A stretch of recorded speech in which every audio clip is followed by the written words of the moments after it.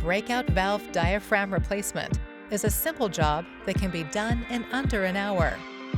The primary causes for replacement are when it's difficult to build pressure on the aeration system, or when the breakout valve is leaking water from the weep hole.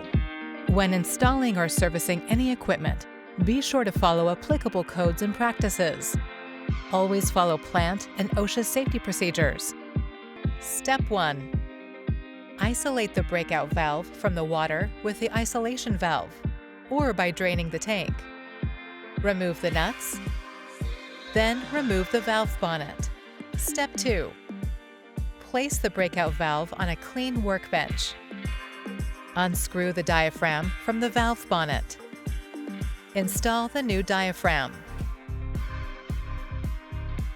Step 3.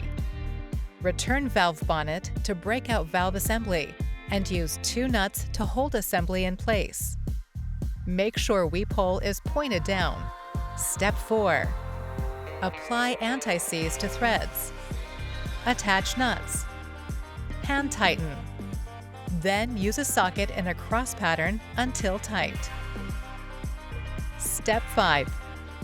Using a torque wrench set to 26 pounds, complete the process using the same cross pattern as in Step 4. Mark each nut when complete to ensure that over-tightening doesn't occur. Open isolation valve or fill tank, depending on which method you used in Step 1.